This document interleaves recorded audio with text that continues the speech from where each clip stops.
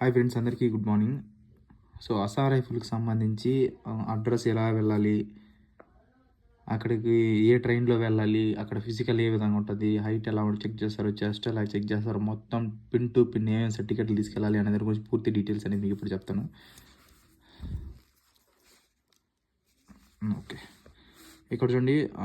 PST అంటే మీకు already తెలిసింది, ఫిజికల్ స్టాండర్డ్ టెస్ట్కి సంబంధించి. So physical efficiency test PET అంటే physical standard test, trace test, exam, so అన్నీ ఒకేసారి అనేది ఉంటుంది అనమాట. అందులో వాడు అడ్మిట్ కార్డు 45 రోజులు అని చెప్పినాడు, కానీ 10 నుంచి 15 రోజుల్లో కంప్లీట్ అయిపోతుంది. ఇందులో మేల్కి సంబంధించిన ఫస్ట్ మీరు పోగానే ఫిజికల్ స్టాండర్డ్ టెస్ట్ అనేది ఉంటుంది. ఈ ఫిజికల్ స్టాండర్డ్ టెస్ట్కి సంబంధించి మేల్కి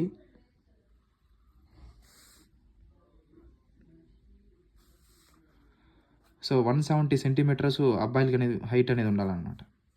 సో ఎస్సీకి, ఓబీసీకి, యూఆర్, ఈడబ్ల్యూఎస్ వాళ్ళకి. ఇందులో 170 సెంటీమీటర్కి సంబంధించి 169.9 ఉన్నా సరే వెళ్ళొద్దండి. ఊరికి అనవసరం డబ్బులు పోక దగ్గర ఒక 10,000 రూపాయలు ఖర్చు అవుతుంది మీరు అడిగినారండి. సో ఒక పాయింట్ తగ్గినా సరే మీరు ఫిజికల్ అనేది వెళ్ళొద్దండి. సో చెస్ట్కి సంబంధించి 80 to 85 సెంటీమీటర్స్ అనేది ఉండాలి. ఇందులో ఒక పాయింట్ 1 సెంటీమీటర్ తక్కువ ఉన్నా సరే వెళ్ళండి, పర్లేదు. అక్కడ మీకు ఛాన్స్ ఇస్తారు డిప్స్ కొట్టడానికి, మీరైతే క్వాలిఫై ఛాన్స్ ఉంది చెస్ట్లో. సో హైట్లో మాత్రం ఎలాంటి ఎక్స్క్యూజ్ ఉండదు. మీరు ఒక పాయింట్ తక్కువ ఉన్నా సరే, అసలు 169.9 ఉన్నా కూడా వెళ్ళాల్సిన అవసరం లేదు, ఊరికే వేస్ట్ పోయినా కూడా. సో ఎస్టీ కేటగిరీకి సంబంధించిన రిలాక్సేషన్ అనేది హైట్కి సంబంధించి 162.5 సెంటీమీటర్స్ అనేది ఉండాల్సి ఉంటుంది. జస్ట్ వచ్చి 76 సెంటీమీటర్స్ నుంచి 81 సెంటీమీటర్స్ అనేది ఉండాల్సి ఉంటుంది అనమాట. సో ఇది మేల్కి సంబంధించి. నెక్స్ట్ ఫీమేల్కి సంబంధించి 157 సెంటీమీటర్స్ అనే హైట్ అనేది ఉండాలి. ఇందులో 156 ఉన్నా సరే వెళ్ళొద్దండి. సో 156.9 ఉన్నా సరే వెళ్ళాల్సిన అవసరం లేదు, పోవద్దండి. ఓబీసీ, ఎస్సీ, యూఆర్, ఈడబ్ల్యూఎస్ వాళ్ళకి అందరికీ ఇదే హైట్ అనేది ఉండాల్సి ఉంటుంది. ఎస్టీకి మాత్రం అమ్మాయిలకి 150 సెంటీమీటర్స్ ఉంటే సరిపోతుంది. సో మిగతా కేటగిరీకి అమ్మాయిలకి అయితే 157 అనేది ఉండాలన్నమాట. సో ఫిజికల్ రన్నింగ్ ఏ విధంగా ఉంటుందంటే, ఇక్కడ చూడండి, ఫర్ మేల్ క్యాండిడేట్స్కి సంబంధించి 5 కిలోమీటర్లు 24 నిమిషాలను పరిగెత్తాల్సి ఉంటుంది. ఫర్ ఫీమేల్ క్యాండిడేట్స్కి సంబంధించి 1.6 km 8.5 మినిట్స్లో అనేది కంప్లీట్ చేయాల్సి ఉంటుంది. సో ప్రెగ్నెంట్ అమ్మాయిలు ఎవరైతే ఉన్నారో మీరు పోస్ట్ పోన్ అనేది చేసుకోవచ్చు. 1 డే ముందు అక్కడికి వెళ్తే మీకు పోస్ట్ పోన్ అనేది చేస్తారు. సో కావాల్సిన సర్టిఫికేట్లకు సంబంధించి so admit card, so education సర్టిఫికేట్కి సంబంధించి 10th, ఇంటర్, డిగ్రీ ఏదైతే సర్టిఫికేట్లు ఉంటే దానికి మీరు తీసుకెళ్ళచ్చు. సో నెక్స్ట్ వచ్చి domicile certificate, residence certificate. Domicile అన్నా రెసిడెన్స్ అయినా రెండు ఒకటే. గూగుల్లో మీరు డొమిసైల్ సర్టిఫికేట్ కొడితే డౌన్లోడ్ చేసుకోవచ్చు. సో మీరు తెలంగాణలో డైరెక్ట్ సంతకం పెట్టించుకోవచ్చు. రెసిడెన్స్ సర్టిఫికేట్ అయినా ఓకే, డొమిసైల్ అయినా ఓకే, ఏదైనా తీసుకెళ్ళినా నో ప్రాబ్లం. మీరు ఎంఆర్ ఆఫీస్లోకి వెళ్ళి ఈ విధంగా ఓన్లీ జాబ్ పర్పస్కి సంబంధించి కావాలంటే ఇస్తారు. నెక్స్ట్ క్యాస్ట్ సర్టిఫికేట్ సంబంధించి సో యూఆర్ మినహాయించి మిగతా అన్ని కేటగిరీలు క్యాస్ట్ సర్టిఫికేట్ అనేది ఉండాలి. ఓబీసీ మాత్రం నాన్ క్రిమినల్ అని తీసుకోండి. నెక్స్ట్ క్యారెక్టర్ సర్టిఫికేట్కి సంబంధించి పోలీస్ క్లియరెన్స్ సర్టిఫికేట్. సో అది 6 నెలలకు ముందు లేటెస్ట్ వర్షన్ అడిగారు. మీరు పోలీస్ స్టేషన్కి వెళ్ళి మీ సేవలైనా అప్లై చేయొచ్చు, లేదా డైరెక్ట్ పోలీస్ స్టేషన్కి వెళ్ళి కూడా తీసుకోవచ్చు. సో ఈ విధంగా పోలీస్ క్లియరెన్స్ అంటే నీ మీద ఏం కేసులు లేవు అని చెప్పి సర్టిఫికేట్ ఇస్తారు. ఇంకా 10 ఫోటోలు తీసుకురమ్మన్నారు. నెక్స్ట్ ఆధార్ కార్డు కానీ ఓటర్ కార్డు కానీ తీసుకోండి. సో నెక్స్ట్ ఆన్లైన్ అప్లికేషన్, మీరు స్టార్టింగ్లో ఆన్లైన్ అప్లై చేసిన చూడండి, అప్లికేషన్ ప్రింట్ అనేది కావాలి. నెక్స్ట్ మీరు typing, short hand, NCC, diploma, ITI, computer certificates, so ఇలాంటి సర్టిఫికేట్లు మీరు టెక్నికల్కి సంబంధించి ఏదైనా సర్టిఫికేట్లు మీ దగ్గర ఉంటే మీరు అప్లై చేసేటప్పుడు అది పెట్టింటే మీరు తీసుకెళ్ళచ్చు.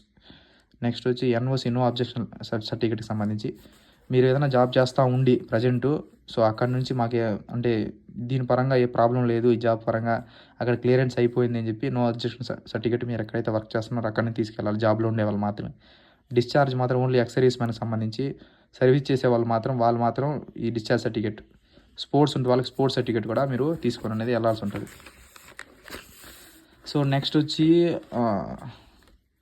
జర్నీ అనేది ఎక్కడికి వెళ్ళాలి అనే దాని గురించి చెప్తాను. సో ఆంధ్రప్రదేశ్ వాళ్ళైతే కన్యాకుమారి టు దిబ్రూగర్ ఎక్స్ప్రెస్ అనేది ఉంది.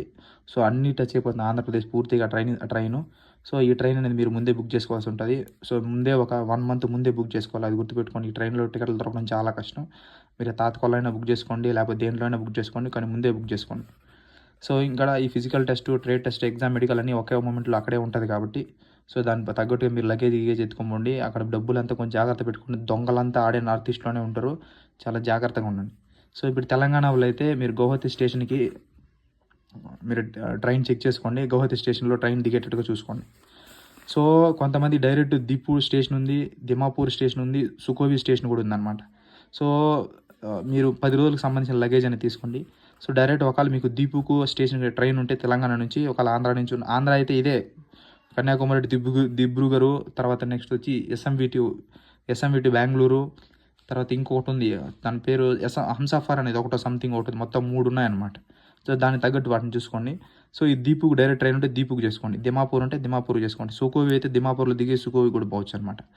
సో ఈ దీపు ట్రైనింగ్ అస్సాం రైఫిల్ సంబంధించిన ట్రైనింగ్ సెంటరు. సో దిమాపూరు, సుకోవి 3 అదే విధంగా ఉంటుంది అనమాట. ఈ దీపులో దిగేసి మీరు ఆటోలో వెళ్ళొచ్చు, కార్లో వెళ్ళొచ్చు, క్యాబ్లో వెళ్ళొచ్చు, మీరు దేంట్లోనే వెళ్ళొచ్చు. 100 రూపాయలు లోపే ఇవ్వండి. ఎక్కువ మీరు మన సౌత్ వాళ్ళు కాబట్టి డబ్బులు ఎక్కువ లాగేస్తారు. 100 రూపాయలు మించి డబ్బులు ఎక్కువ ఎవరికి ఇవ్వద్దండి. ఎవరిని నమ్మి వాళ్ళ లగేజ్లు ఇవ్వడం, వాళ్ళ రూములు తీసుకోవడం అలాంటి చేయదండి. చుట్టుపక్కల హాల్ లాగా ఉన్నాయి, కొంత ఒక 2-3 టెంపుల్స్ ఉన్నాయి, ఆ టెంపుల్లో పడుకోవచ్చు. లేదు అనుకుంటే ఒక ఎక్కువ మంది కలుసుకొని ఏదైనా రూమ్ తీసుకునేదో, లేకపోతే అక్కడ ఎవరన్నా చుట్టుపక్కల ఉన్న వాళ్ళని అడిగితే వాళ్ళే చెప్తారు క్లారిటీగా. దాన్ని బట్టి మీరు రూములు తీసుకొని ఒక 5-6 మంది కలుసుకొని రూమ్ తీసుకునేదో. దాని ఎదురుగా ఈ దీపు ఎదురుగా కొంచెం ముందుకు పోతే ఒక సత్రం లాగా ఉంటుంది, కళ్యాణం టెంపుల్ ఉంటాయి, దాంట్లో పడుకునేయచ్చు. అంటే అందరినీ అలో చేస్తారో లేదో మనకు తెలియదు. అక్కడ ముందైతే అలో చేస్తున్నారు, ఇప్పుడు వేరే వాళ్ళు వచ్చినారు ఇప్పుడు.